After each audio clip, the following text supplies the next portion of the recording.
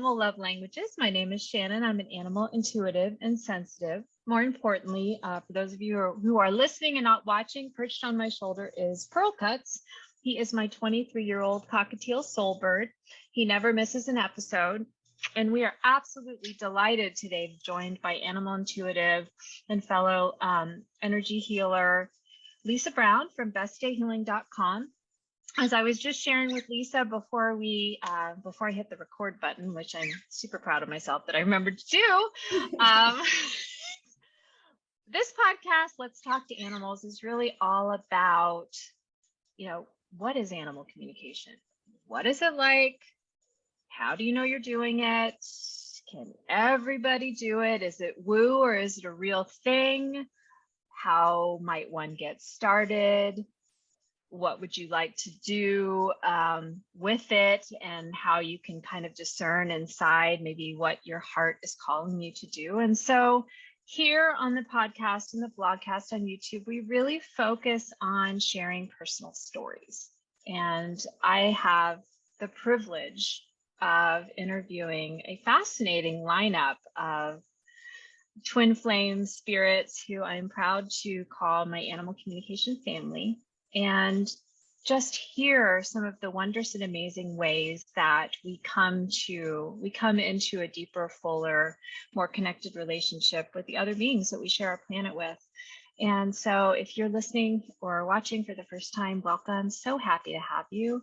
If you've been kind of animal communication curious and you're just kind of wondering what it's like, we encourage you to consider maybe scheduling a session for you and your pet with one of us or both of us. Why not, right?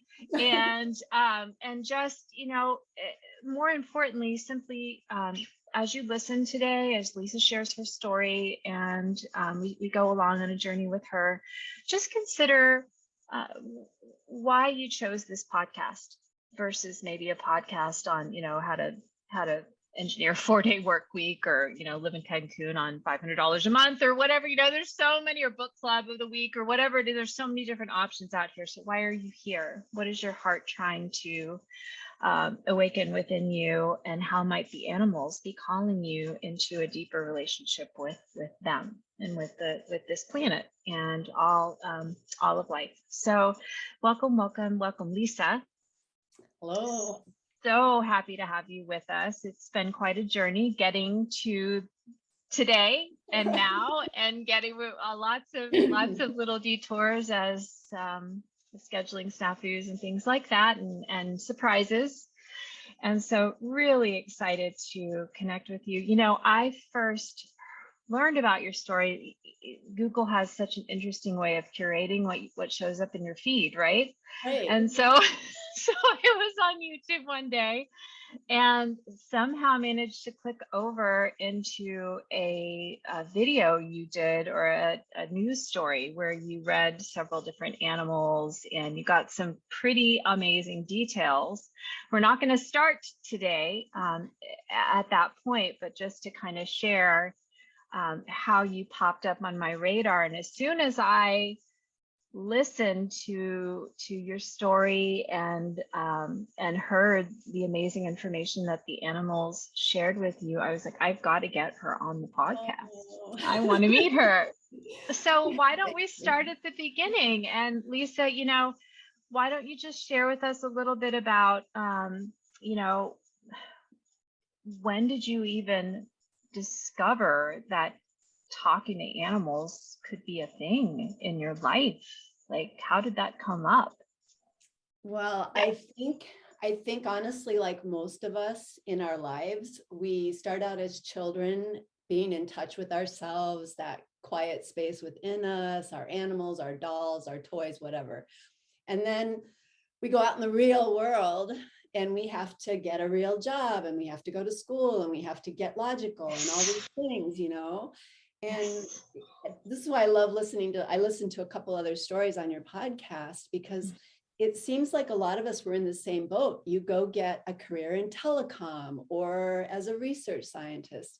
I was a wholesaler of spirits and fine wine. So it's kind of like, nice. How funny is that? Right? That does sound like fun. But so Yes, I think I was born with this, like we all are, and then it got squeezed out of me. And then as things would have it, which is kind of a story in itself, which we may not have time for, but I adopted or rescued, I guess is a word we would use. I took in a cat, and I hadn't had a pet since I was a kid. And I was just like, what the heck do I do? I don't even know how to, this is an indoor outdoor cat and I live in the city. And so somebody said, well, why don't you take her to an animal communicator? And I was like, an animal communicator? Well, what the heck is that? Like, I didn't even know. And I made an appointment with a local woman, and my cat sat there and kind of ratted me out the whole time about me, how I was living my life, the energy in our home, and then what she wanted.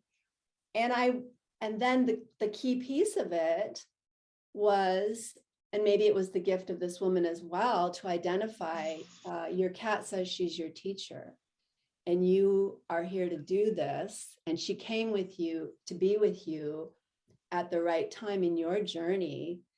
And you're supposed to follow up on this. And I was like, what the heck are you talking about? Right. But I was curious and intrigued. I'm like, my cat told you that, huh?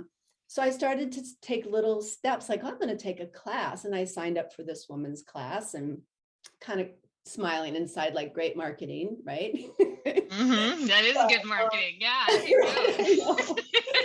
But I did. And so that's how it started, because right after the first class, I was like, wow, there is something to this that's not logical, but it's real.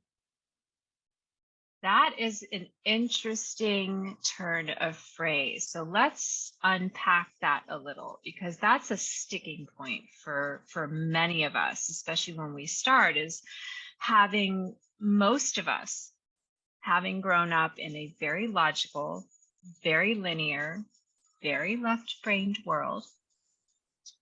Many of us, especially of a certain generation, I'm just turned 51, so I'm certainly in that generation, raised by parents who are, one generation removed from the Great Depression, and just really wanting that safety and that security and that longevity, kind of being able to look out to the future and go, okay, my kid's fine right now, fine in 5 years, fine in 20 years, on, good retirement plan, et cetera, et cetera. Kind of, choosing one thing early in life and sticking with it. And Right. so it can be very difficult especially for new animal communicators, coming out of, whether it's, my generation that has that very structured upbringing with very obvious and easy to discern expectations, or it can be coming out of a strict university environment, or a workplace that has a very rigid left-brained value system. And here we are, and there's something turning on and waking up within us, and there's something that resonates, at a deep level, where we're like, no matter how much my mind tries to argue with me and tell me this is not a thing and this is not possible, yet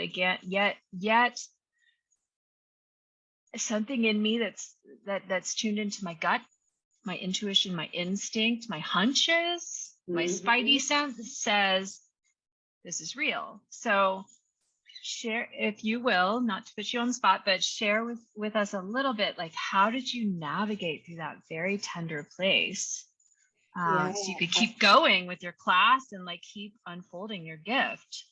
Well, I love that you're putting us on this path to talk about. I laugh now because my mother, was always concerned about my well-being, my career, all of that, when I got into animal communication, one of her favorite, not her favorite thing, but something she would say to me all the time was, honey, you be careful who you talk to that stuff about. Careful about that. Now, it's okay for you to talk to me and a few people, but you be careful who you talk to about that. Which fast forward into a big grin, because when I was changing jobs from my former career into being a full-time animal communicator and, intuitive medium, I was taking a position in customer service at a major food chain. And our local anchor at the news station used to come through my lane, and I would tease him that I was going to talk to his dog. Well, the funny thing is, here I am outing myself that this is something I do, and I end up being on the local news because, which is how you found me. But the funny thing about that is, on some level, we have to be brave enough to have fun with it, but yet don't hide under a rock with it, right?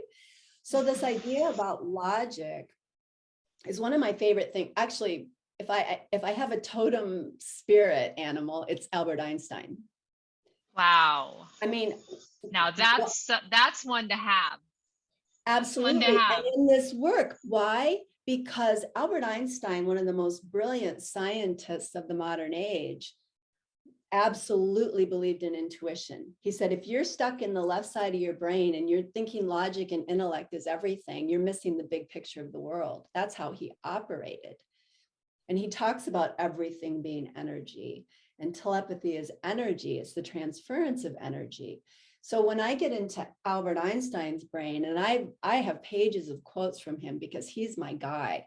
When somebody says it's not science or this is woo-woo, I'm like, well, Mr. Woo-woo himself says this is possible. And that's the end of the story, because it's physics, it's quantum physics. So now, one of my heart teachers, Sonia Choquette, also loves Albert Einstein. And one of her favorite quotes that I have been kind of anchored to especially through the last year or so, as I've unfolded my own journey as an animal intuitive, has been his quote. You can look at the world and say that nothing is a miracle, or you can say that everything is a miracle. And it's like, I may not have phrased that absolutely perfectly, but that's the gist of it. And it gives my mind a new doorway through which to consider new perspectives. It yes. gives my mind to hear, oh, Albert Einstein said that it's a possibility that everything could be a miracle.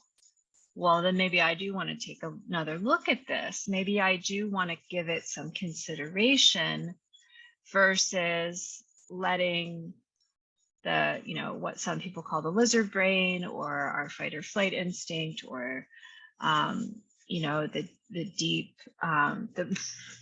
the reptilian brain. I mean, I have reptiles and they're way smarter than I am. So I'm not always on board with that terminology, but the part of our brain that can only look at what's happened in the past and what's kept us alive and bring that forward to try to keep us alive again here in the present and hopefully in the future. It's like wait a minute, there's still more to learn. There's still neural connections to be made. Right. And when we think about, oh my gosh, I mean, my father just passed this past year. He belonged to the generation where we didn't even have they barely had phones. Like, they had party lines growing up when there were, and it's like, and looking at how fast we've come now with quantum physics and quantum mechanics. And, when I was in my 20s and 30s, working with crystals was so super woo. And now it's like, wait a minute, what makes our cell phones able to talk to one another? Crystals. It's like, okay. So, for those of you who may be watching or listening to us, and because I do see the occasional comment, especially on our YouTube channel, like, y'all chicks gotta be crazy. And it's like, yeah, but I'd rather be and stay open and have new experiences and not assume that I know everything there is to know about how the world works, or how I'm wired, or what is possible for us as awake and sentient and alive beings on this planet. I mean, how do we know somehow when our dog is hungry, or when our plant needs water? Or, there's a book for those of you who are listening and you want to get a little researchy on us. from Dr. Rupert Sheldrake called Dogs That Know When Their Owners Are Coming Home. Oh, And yeah, that would be, I just recommended that to my yeah, mom, who's fantastic. actually a huge champion of animal communication, but it's not because she convinced her logical mind to accept it as valid. It was because when her soul dog was passing, I convinced my mom and dad to allow me to bring in an animal communicator to talk with him about his last wishes. And the whole experience was transformed. They experienced it. And so, that's where that encouragement, that early encouragement comes. It's like, if you're on the fence, but you're open to everything being a miracle, why not reach out to Lisa or to myself? And why not have an experience and then decide for yourself? So let's talk a little bit more about your journey. You started with this one session because you had this cat that you weren't like, yeah, hey there, cat living in my house. What do I do with you? And then now you're in your first class and you're having experiences, and next thing you know, you land on the news. So tell us. Well, it was a process of starting to say yes, and that I'm not going to worry about whether I feel crazy. It's just that process of starting to say yes to these very small decisions and moments. From, wow, this woman who wrote this wonderful book called Straight from the Horse's Mouth is teaching a workshop in Palm Springs. I think I'm going to go. Heck, what the heck, right? So little by little, I just started saying yes to pursuing this calling that was really the calling of my soul, right? But as it went along, I kept getting validation. But Shannon, I'm sure you experienced this too, is, and it's worth mentioning that animal communication doesn't happen on the logical side of the brain. So if you're trying to problem solve or figure something out, like with your animal communication, when I started out, I treated it a little bit like a game. This is something we're playing. It's something I'm learning. I wasn't that attached to being right or wrong in the very, very beginning. And so I was in my playful, inspirational, intuitive mind. But the minute you get into thinking that you have to solve a problem or know the answer, there's no way you can do animal communication. So it was a process of saying yes to the small decisions. I ended up going to Palm Springs, and it was like, I think I'm going to go on safari in Africa. How do you know that the animals in the safari park can respond to humans? Like, how do we prove that, right? I was really wondering, like, they can't write it on a paper, or somebody can't validate. But in fact, those were some of the most incredible experiences of realizing they do hear us. They do hear us. We got so many validations, and that is, again, in a whole other story. But so my journey was saying yes to the small things. When my friends, one of my girlfriends in particular, would say, now you've gone too far. Oh. I started to embrace that as, I'm on the right path now, because people are getting a little uncomfortable, and I was a little uncomfortable. But that's where miraculous things happen, right? If you go on the safe path, you're going to get what you always got. So you have to be willing to say yes to the small things. And then as I went along this path, I actually, to be honest with you, thought that I was going to open an Ayurvedic clinic, which is a natural healing clinic, because I went back to school trying to find my next career. I graduated, went through the internship with my logical mind and following my path. And while I'm preparing for this, I started practicing animal communication, just practicing with friends.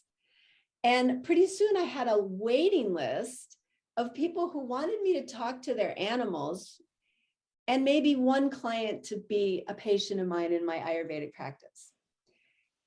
And with the help of a life coach or somebody who was helping me with what the heck do I do, it became very clear that I had a waiting list of people who wanted to talk with the animals, and that this is something the world wants and needs. And not only that, we want to learn how to talk to our own animals. We don't just necessarily want to go to an expert or a professional. It's accessible to everybody. So then I got interested in teaching. That's kind of the journey. It became apparent that it was my soul calling me. and I followed it and listened. But the interesting thing about that is when we own our own calling, animal communication or healing or, intuitive work, those people that were the biggest doubters almost always end up coming around to be your biggest supporters and fans and pollinators. And that's exactly what happened. My mom is one of my greatest supporters. And so you can't be afraid of being woo-woo, because in the end, it is really something valuable. It's a brave journey, It's a brave journey. and in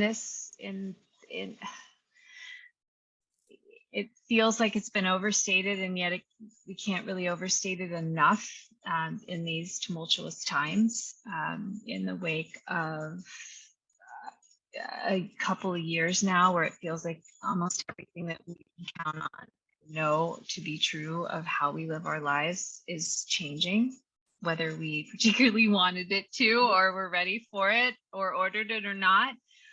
There's something to be said for simply being brave, realizing that every day is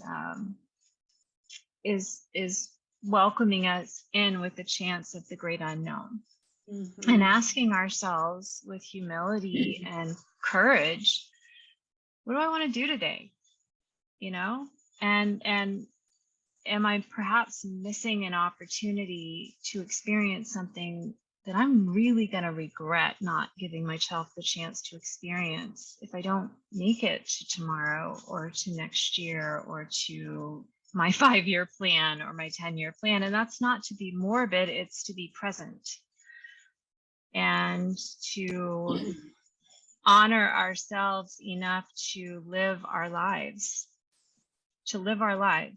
for ourselves. And I love what you share about, here you are making other plans. Right. with no doubt great dedication and interest. I mean, Ayurveda in itself is fascinating, and I can't imagine anything but the highest intentions to be helpful to animals and humans. And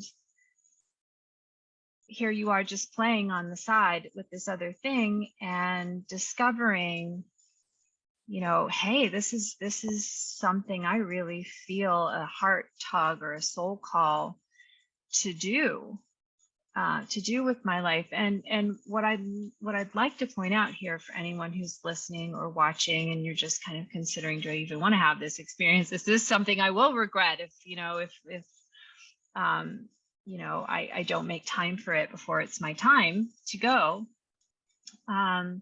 There's so many ways to use animal communication, to help to offer it as a gift to ourselves, to our own companion animals, to interspecies world. And it doesn't have to be, hanging out a shingle and deciding what your prices are and setting your business up. And I have had taken classes with fellow students who they have a day gig that they love, or that they at least are happy with, but they're really passionate about this local animal rescue, or they're really passionate about rehabbing wild animals, or they're just really passionate about educating the community about the risks to our oceans. And there's an element of connection with a certain group of animals, and it infuses their efforts with so much power to be able to communicate directly with the beings that they're trying to reach or that they're trying to help. And so it's like, if the reason that you want to do this is because you'd like to be able to trust that when your cat or dog or parrot or turtle or guinea pig or whatever you have, in your interspecies family, you can trust that your instincts are telling you something correct about what they want, what they need, that's a valid reason. If you want to work with a charity, that's a valid reason. If you want to hang out a shingle, You want to, and there's so many different permutations. In fact, that's the next thing I'd love to talk to you about, Lisa, because you do have several different things. You work with animals that are here, in embodied. You work with animals in transition and animals that have crossed. You work with animals as a healer. And there's so many, one of my good friends in animal communication, I have been talking a lot about, choosing a specialty versus being a generalist. And that's an interesting conversation to have. So it's like, share a little bit more, if you wouldn't mind, about, the different facets of the work that you do now as a professional, just to give people something to think about. Well, absolutely. So, I do believe even, when you take one step into something, you don't have to worry about what the whole path looks like, because it will lead you there, right? And it unfolds. Mm-hmm. So it has happened. Ironically, what's happening right now is I'm being led back around to Ayurveda to work with animals with Ayurveda. And the other thing that I think it has been an interesting unfoldment about that is you can reach people so much more directly through their animals. I would share the story that I had an intern patient when I was going through my Ayurvedic internship that positively had a lot of issues and some kind of compulsive behavior she wanted to overcome, but was unwilling to do anything that we were suggesting. And finally, it was like, that's the end of it. But here's what happened. She brought her dog to me because the dog was spontaneously throwing up, and the vet couldn't find a reason for it. And the reason the dog was throwing up was because of the energy in the house was so frenetic and so sort of turbulent. And when I said, I think what's going on within you is affecting your dog, because there's nothing physically wrong, says the vet. And you know what happened? The next day she went out and signed up for a meditation course. The very next day, she started doing what was needed within herself. So when we talk about the different ways you can use this or how it evolves, working with people through animals, no matter what you're doing, Reiki or anything, is really valuable. It also led me into mediumship, which is working with people and animals in spirit, but really the people in spirit. And the reason for that was because when I would connect with a dog, somebody wanted to say, well, how is my cat doing in heaven or spirit? And, I would connect and wait a minute, so-and-so's here with them. And I wanted to pursue that, that practice and talking to spirit and the animals in spirit with integrity. So I signed on to really fine tune my mediumship abilities, but that came through animal communication. I never said to myself, I want to be a medium. It came as a result of the animals in spirit are always with someone who loves us. They always are. And then, energy healing, I just started to say yes as the new pieces of the puzzle presented. I love how you share that. Lots of people in this world, and I'm not immune myself. We like a good puzzle. It's very intriguing. There's a reason why most of us, when we pick up a gripping new book that we think is going to be fascinating, we know we can turn to the last page and read it first if we want to, but most of us don't. We want to have the whole experience. We want to go on the journey. There's a reason it's not fulfilling enough to just turn the puzzle box over and look at the pretty picture that it's going to make. We want to put it together. We want to have that experience. And so it is worth considering. If I just, like you've been saying all along, Lisa, if I just say yes to having one experience of it, like my mom and dad were brave enough to do when my mom's soul dog was passing, it's like, just give yourself a chance, and if it's not for you, it's not for you. It may just not be for you right now. It may not be for you. It may just serve a function of giving yourself validation that, yes, you are brave enough to try new things. And maybe the real reason is there's something else in your life that you want to pursue that you've been a little reluctant to say yes to. We don't have to know, we don't have to know that we're going to finish that particular puzzle to decide to start it. And Well, so and it's really, sometimes go one ahead. place to another is not a straight line. You have to go Boy, through, isn't that the truth? right? Yeah, like you have to go down these little corners and turns and alleys to get to the destination, and you don't get to draw a straight line. So, there's another interesting facet to it as well.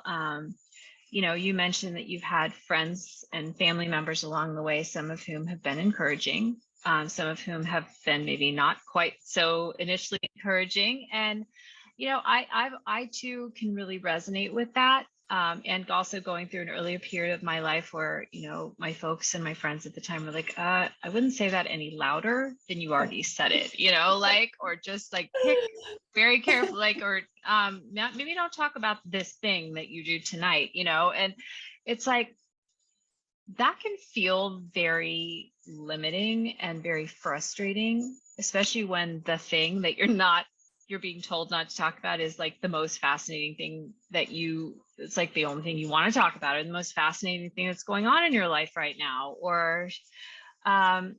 And so, having gone through that transition myself and kind of feeling like a little bit of a lot of an oddball for most of my life, and just being like, where are my people? Like, am I just, I mean, somebody just put me together with odds and ends had left over from the perfect people. Like, where are my, where do I fit? Like, do I have, why does friendship, why does community, why does connecting with people feel like such a challenge? And what I've learned is that I was moving in but I was moving in circles where my vibration, my passions, my interests were not mirrored back to me. And through animal communication, I have met some of the most wonderful people of my whole life. People that make me brave every day, people that challenge me, people that share new ideas. And it's too, right? Yeah. And so you think to yourself, maybe there's a group of people that I haven't even met yet who would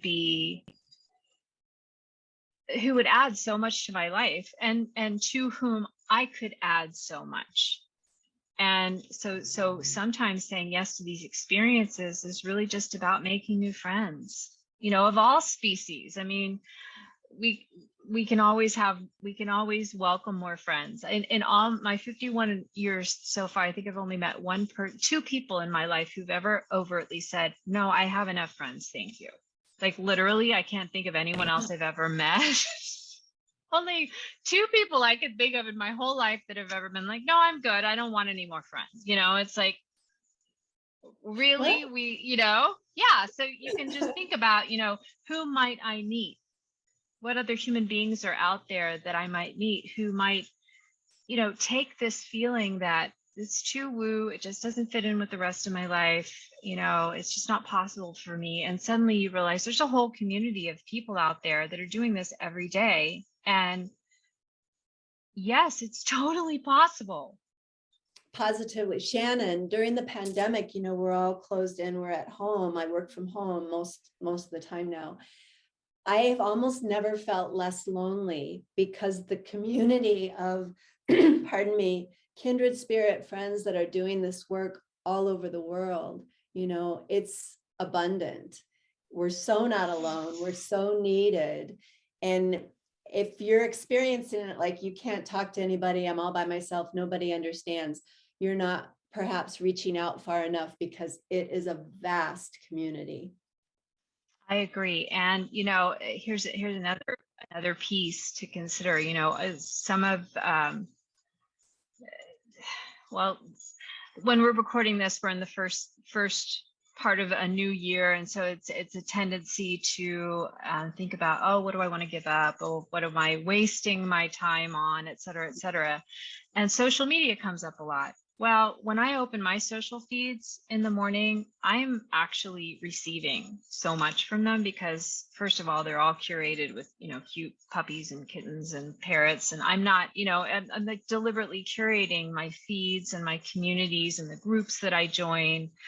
And it's full of really inspiring people and pets doing really amazing things in this world. And it far from being a waste of time, it's enriching and educational. And so it's like, if there's something in your life, be it animal communication or something else that just doesn't feel like it's fitting in, you know, take a look around at some of the other things in your life. And you're like, you know, how might having this experience transform other elements in my life that feel like, you know, I need this because I don't want to be isolated. I don't want to feel cut off, especially as the pandemic continues and morphs and changes and surprises us every day. But right now, this experience of virtual meetings, of being online, whatever, it's not nurturing to me. It's not enriching. It's not educational. It drags me down. It makes me more afraid. There is a way to create a pathway where you can be very connected online. You can be very connected virtually. You can be very connected safely over the phone, and you can have really rewarding and exciting friendships and connections, and that you know, where you learn a lot, and you know, we get through this really together, and we just adapt. So Lisa, it's been, we're just kind of nudging up against the end of another podcast where we have too much to say and too little time to say it in. Right. So I would like to talk a little bit about, before we close, you know, just what would you recommend if somebody is listening right now or watching and is just thinking, I just don't have enough support in my life, or I just feel afraid, or I just feel like if I put myself out, I don't want to be here's a big one. I don't want to be disappointed. You know, I don't want to try it and then it's not up to my expectation. I mean, what would you recommend for somebody that's just like wanting to have it, but kind of like not feeling able to just say yes? Mm-hmm. Well, that fear element is really big, but here's the thing that I think is really important if you're thinking of pursuing animal communication or you know, pursuing your own abilities and gifts. The first thing you absolutely have to do is not compare yourself to others, because that's gotten in my way at times, because you'll watch somebody else work the way they work, and then you'll try to do what they do, and you'll go, I can't do it. I can't do this. But we're all different. And the thing about that is, you know, we use the non-physical senses when we animal communicate. But my gift may not be the way you receive. So if you look at how I work, you may judge yourself. So that's something to put aside. You have to find the right teacher or the right inspiration for helping you develop as you were designed by your creator, you know. I'm clairaudient. I hear a lot. But if you don't hear, and like, you know, and maybe that's not your thing, but you feel, or you see pictures in your mind's eye, or, you know, whatever your way, very important not to stop too soon before you found your right teacher and an acknowledgement of your own gifts. That's key. Those of you who are listening and can't see me wildly nodding my head right now. Yeah. So, you know, there are just a wealth today of intuitive teachers. Mm-hmm. A very poorly kept secret, I think, once you've spent more than a month or two in the animal communication community, is that, you know, many of us study with many different teachers. Yes. And find that maybe we resonate more with one methodology or one teaching strategy than another, but that we gain something new from everyone we study with. And so it's very important not to get hung up on, oh my God, it's, you know, such a huge investment and I have to pick just the right teacher and I have to do it right. No, that's your left brain kind of trying to take over and control it. It's so much more important to just, you know, start with sound bites. I started with a little free 4-part workshop that I found online. You know, I didn't even pay for anything. Yeah. And in fact, I had been using animal communicators for years before I realized I was actually meditating one day and I heard the words, you are an animal sensitive and intuitive. And I thought, cool, what is that? You know, but I've been meditating for years. I mean, so just like look into your life and consider how some of the experiences you've already had may have shaped you, may have opened you in certain ways. And then you know, you don't have to invest anything but your time and your interest and your curiosity and your imagination. You know, consider perhaps that any little course, any experience you take, any, you know, free hour-long video that you find on YouTube, there will be something miraculous in it for you. And then through these, like Lisa has been talking about, this entire podcast episode, just take one puzzle piece and then the next, and just kind of see how they fit together. Take one step and just go, I'll take this one step and then we'll see, you know, we'll see. And so I really want to encourage everyone who's listening or watching to just be willing to let your own experiences surprise and delight you. How about that? And if you would like to reach out to Lisa, your website is bestdayhealing.com. Yes. Yes. Bestdayhealing.com. I call it Best Day Healing for you and your animals, the official name, but bestdayhealing.com. Bestdayhealing.com is the website, and I'll put it in the show notes as well. If you enjoyed today's episode and you'd like to find more, I find that lots of folks listen to several different episodes to get different perspectives from different communicators. And I'm increasingly discovering that we animal communicators like to listen to the stories of our fellow animal communicators, which is a really fun twist I didn't anticipate when I started this. So you can find us at animallovelanguages.com/podcast. I also have several free tools on the Animal Love Languages website that you might enjoy, including some freebies: a 5-day animal communication camp, a 4-part intuitive pet parent series, a weekly newsletter. Lisa, do you have a weekly newsletter or a monthly newsletter that you send out as well? Once or twice a month. Yeah. Once or twice a month. So nothing too terribly overwhelming, but something to just kind of pop into your feed every now and again and give your mind something interesting and wonderful to ponder. So please do drop us a comment. If you have questions, I will include our information in the show notes. Lisa, so grateful to finally see you face to face. Likewise. And have the pleasure of chatting. And I love the direction. Thank you all. Yes, thank you. Well, thank you. Well, thank you. Well, and my parrot has his face in his food bowl at the moment, which I guess is my cue to sign off for now. But thank you again for being a part, and we look forward to welcoming you back to Let's Talk to Animals very soon. Okay, bye for now.